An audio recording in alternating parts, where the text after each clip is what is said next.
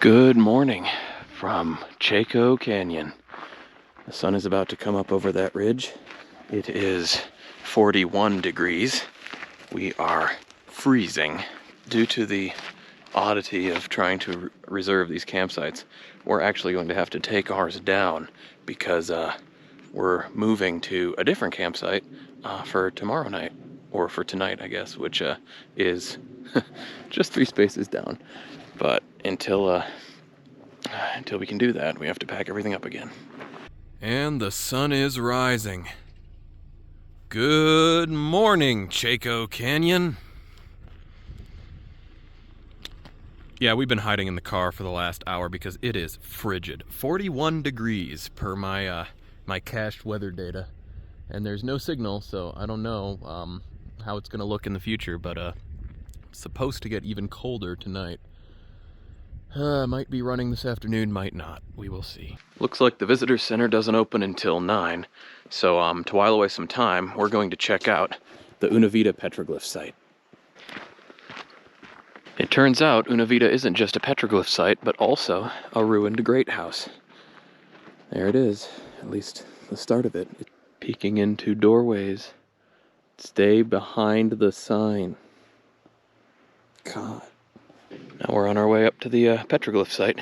It's pretty high up here. You can see those pretty ruins down there, though. Look at those walls. You can kind of trace them on the ground. This whole thing used to be one giant structure. This isn't even the biggest one in the park. I feel like I'm looking out at a dry, empty canyon that once upon a time was another Rome. Here comes Gemma, almost all the way up the trail. Look over there, you can see the Fajada Butte, you can see the visitor center. Down there you can see the Una Vida Great House we were just standing at. Looks like it was all one building, or maybe 2 buildings, kind of related. Size of a European castle almost. Awesome. This is just the first site in this canyon, which stretches off in that direction. Meanwhile, we've got some wonderful petroglyphs. Right up there, got some bighorn sheep. A guy with a spiral, that might be a shield. And this one over here, this is really interesting. It's a guy with a big hand. I don't know if this shows up on the camera at all. So I kind of wonder if he banged his hand, or maybe that's the sun next to him, or maybe a pineapple? I don't know, I wish I had a Pueblo guide to, like, show me. And right above Gemma's head over here, there are more petroglyphs. These ones not quite as easy to see. In my last video, I showed just a taste of how hard it actually is to get out here. Not only do you have to drive what amounts to about 3 hours off any kind of main road, but 19 miles of it is a pretty rough dirt track. And so getting out here was a bit. But the incredible historical significance of this place as sort of the theoretical birthplace of the Ancestral Pueblo or Anasazi culture makes it worth it, especially with the incredible grandeur of these things. We're looking at a 2nd-tier monument, and already it's incredible. All the way over there on the cliff, Gemma's on her way back down. Yeah, maybe the person with fear of heights could have skipped the petroglyphs, but she's been a trooper so far, so I'm just gonna wait. Also importantly, our first kiva of the day. This one's looks unexcavated, but it's definitely pretty large. Look at the size of it. So here is a big model of the entire canyon, or at least the most interesting parts of it. What we're going to see later, we're coming from this side. We're going to head over, and we're going to hike up to Chaco Canyon, which is a pretty big site. Then we're going to head over and see the real big one, the center of the site, Pueblo Bonito. Sort of, I think it's the biggest single great house site in the country. And we're going to hike up over this rock to where Gemma's standing over there and check out up there somewhere. There's Pueblo Alto, which is up on top of the mesa and gives you a wonderful view down onto Pueblo Bonito. Our next site is Hungo Pavi. Built in the about 1000 to 1250. It's a mid to late Chacoan site, but a very large one. Look at the size of this place. Look at all those walls, all the way over there and around here. This would have been roughly D-shaped, with that being a big structure, sort of the line of the D, and then this swinging all the way around here. So this whole thing was once again sort of an enormous castle. Not necessarily in a military sense, just a giant single structure. Stepping on a building stone. Interesting fact about Chaco is the network of roads that converged here. These people would build lots of long straight roads for many, many, many miles out from this site, sort of crossing at right angles, going very straight for a very long time, through mesas, through canyons, and along many of them there were signal fire posts. And Fajada Butte over there, you can just see it in the entrance to the canyon. We were a little closer earlier. They've found remnants of signal fires on top of it, which could have been used to relay signals from and to Chaco Canyon from all those outlying areas. So it's possible that this really was the center for some period of time of an actual, empire. Look at all those little post holes. Pretty sure that this was floor level. So this thing would have been probably 2 or 3 stories.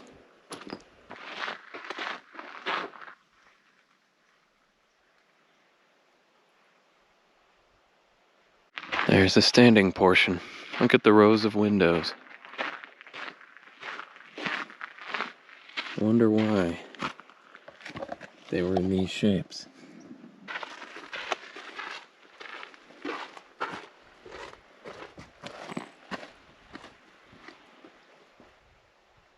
So, yeah, on this side, there's beams here, so maybe these were originally holes for beams, whereas these were windows. That makes a lot more sense. The beams long gone, the holes remain. For anyone wondering, the name Hungopavi is apparently related to the name of a nearby village, but has actually nothing to do with the site itself, so yeah. It's just an interesting moniker, doesn't have much significance. Next up, Chaco Kettle. Along the middle of the canyon, there's one more, much narrower drop, and it's full of little trees. The hidden forest, as Gemma says. Chaco Kettle, which we're approaching, is the second largest great house in the valley, and it is built within easy view of the first largest, which we're going to explore afterward. This is an unexcavated Great Kiva. You can see over there, Chaco Kettle proper, starting in the background. If you look at the walls, they are red. They're red because this place was burned, and it's thought that it was burned intentionally to close down the structure when it was finally abandoned. Many sites across the Ancestral Pueblo region exhibit this exact same burning phenomenon. No signs of war in these places, but lots of structures getting burned down. Additionally, Chaco Kettle is unique in that this central plaza that we're standing in was elevated, as you can see over here, over 12 feet above the surrounding canyon. This is the only great house where that was done, and it was done supposedly just to make the site seem more impressive. Look at the size of this thing. Surreal. Not sure how visible it is in there, but there's still plaster on the walls behind this glass. Amazing, the state of preservation. This wall is unique in that it contains, if you look at these posts, they've been filled in between in subsequent years, but these posts represent a colonnade of a style only seen in Toltec regions in southern Mexico. Turns out that the Chacoans were importing feathers and exporting turquoise as far south as that. So this may actually represent Toltec Mexican influence all the way up here in Chaco Canyon. And here we have a great kiva.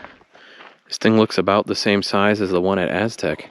If you look, you can see the 4 big holes, which apparently were used for huge beams to support the roof. That thing in the middle is a fire pit, basically. Imagine how many people could be in here. Cathedral of the Southwest. So there's a number of these small peripheral kivas here. And then there's this thing. Like, I don't know why this is shaped the way it is, but it's like a big jelly bean kiva. Yeah. It's like kiva mitosis happening over here. If you look up along this wall, you'll see a slot with room for posts. Apparently, even as early as, or even as late as 1901, there were balconies that projected out from this wall. And they were since scavenged and burned for firewood because people are idiots. And also, if you look over here, that is supposedly a Chacoan-built irrigation ditch designed to bring runoff from that cliff after a rain and bring it down somewhere for storage. Look at this thing. Ooh.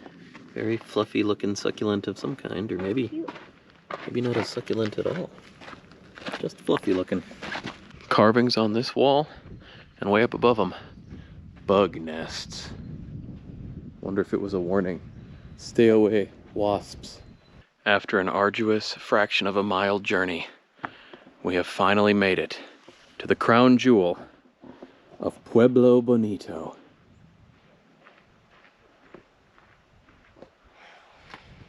This is a city.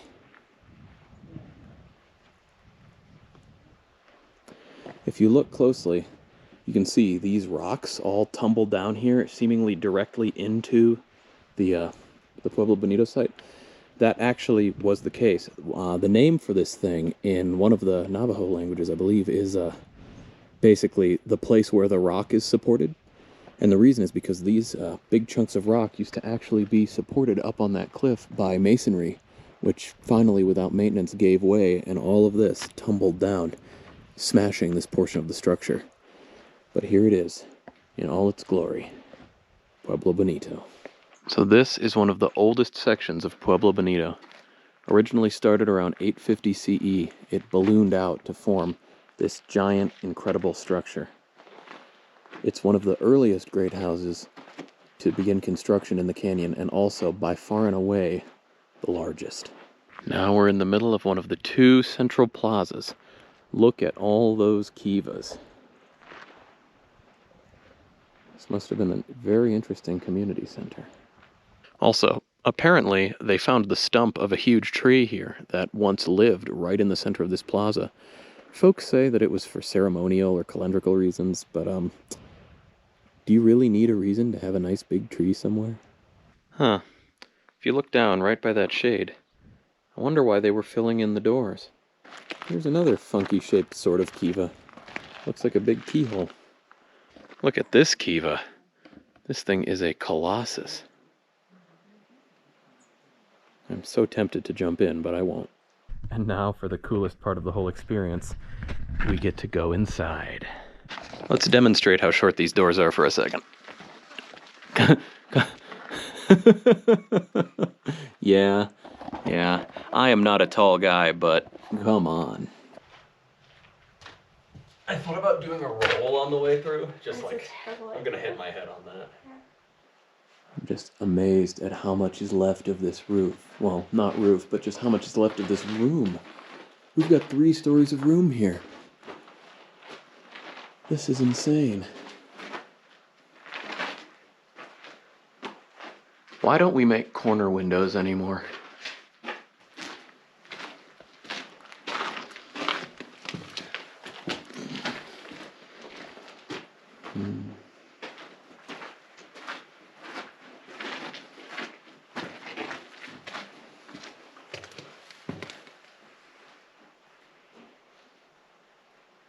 Could this be one of those primeval T-shaped doorways? At the later sites like Mesa Verde, I found a lot of them where the T was a lot narrower, the crossbar was narrower.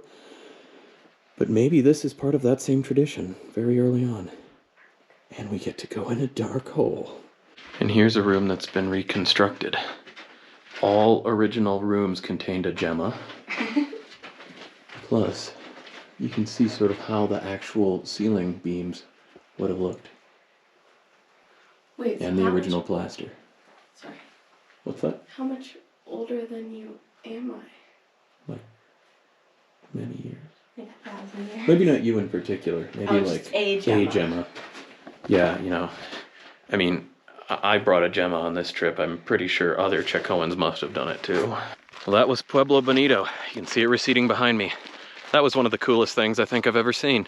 It's so well preserved. It's so large. Like, it gives you just an incredible feel for how intense this culture really was and how vast. And between that and seeing sites like it all over the place, like all the way as far as Aztec or Mesa Verde or even into the Santa Fe area, this really was a civilization like any other.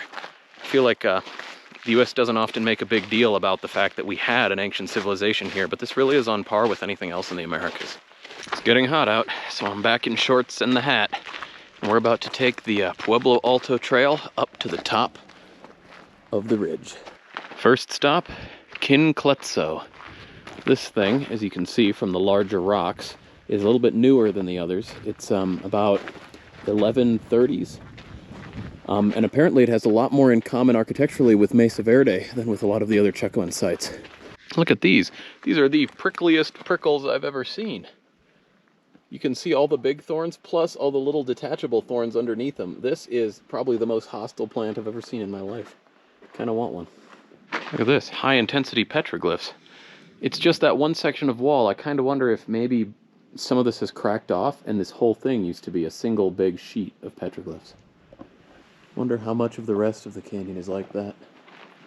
All right, up we go. Now we're gonna take this real slow because Gemma's afraid of heights and she's gonna try it anyway, so let's just see how it goes. Only a third of the way up and we're already starting to get some great views.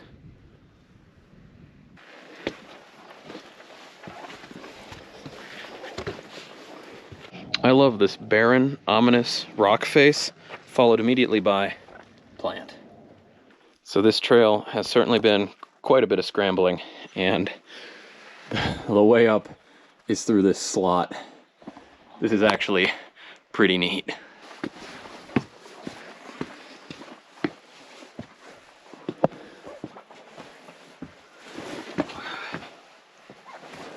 Oh yeah. This trail rocks. All right, looks like it's leveling out. We're about to exit the slot. Trail that way. I think I made it. And we are on the top of the bluff. See what things look like down there. Wow, look at that. There's Quincletso. There's the rest of the canyon. Opening up, petering out that way, opening up that way, and over there is Pueblo Bonito, which I really, really, really want to see from above. So let's get to it. Look at this. This is a pecked basin. I believe that this was actually created, along with its cousin over here, to catch rainwater and form little pools. I wish I had a little more info about this trail with me, but so far, trail is a strong word. It's mostly just this ridge of rock that is mostly bare that you can kind of walk around the edge of the canyon on. Look at this thing. It's like an altar up here.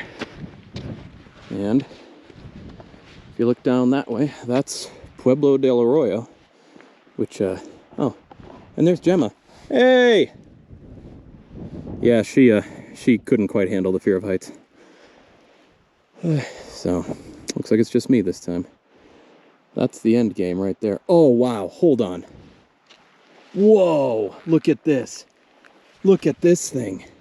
I don't know what's going on with this, but it looks like a giant round stone with a big hole pecked in the middle. This is incredible. What is this? I wonder if this is artificial or natural.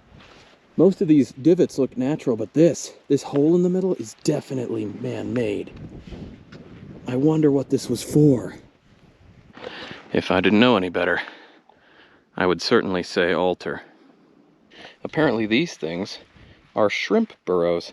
I'm assuming that when the water finally arrives and fills all these little reservoirs and pecks and stuff, the shrimp come out. And then they can live their little lives ever so briefly before disappearing into the rock again. Well, I made it. There's Pueblo Bonito, seen from above. You can see the distinct half moon shape, the two courtyards, the giant kiva in the middle. You can see where the rocks caved in over on that side where we showed up. Wow, there it is. Look at how magnificent. Look at the tiny little people walking around in it. That is something else. Imagine it in its heyday. This must have been something when people came in through that entryway or over from Fajada Butte and they finally found these things. That thing, Chetro Kettle, just beyond the ridge there. You saw how close the Arroyo, Pueblo del Arroyo is. There must have just been all these great houses just living in here. One giant great house city. I bet this felt like the center of civilization. That was amazing, and I'm glad I got to see it. All that structure visible only from above. So now I'm gonna see if I can go find the Pueblo Alto complex. I'm not taking the whole trail because it's over 5 miles and I don't really want to leave Gemma down there for that long, especially since even I have trouble making good time over this kind of terrain. So we'll see what we can find and we'll head back. It turns out that I missed the Pueblo Alto trailhead by a good ways. So yeah, I'm just gonna head back down the slot and we'll check out some things on the other side of the canyon. Yeah, try doing this three-handed. Actually, this part is not particularly difficult. Wonder what's in there. Oh, look at these cute little guys. So purple. Beautiful. There's that altar rock. It is interesting that it could have been seen from Pueblo Bonito, Pueblo del Arroyo, and Quincletso. And who knows where else.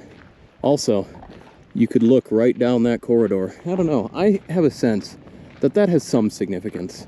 Whatever it is. It feels too perfect not to. You know, just my own conspiracy theory.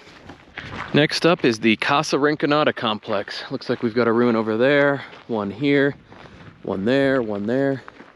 We will check them out probably in about that order. We are on the other side of the canyon now. You can see over there Chetro Kettle, Pueblo Bonito, all those other ones that we were just looking at. The stuff over here seems quite a bit smaller. A little bit more like residential apartment complexes than giant ceremonial centers. But who knows? It also looks a lot less well excavated, so maybe there's cool stuff hanging out under here. Although the distinctly non-Pueblo drain in the middle tells me somebody has at least dug a little bit in this room. Now this is what I'm talking about.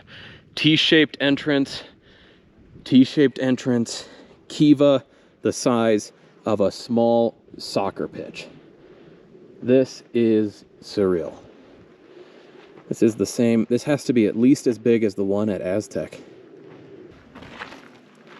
Yep, and from up here you can see all the rest of this little Casa Rinconada community. Maybe this was their community center and they lorded it over even the folks at that great house, because this thing is enormous.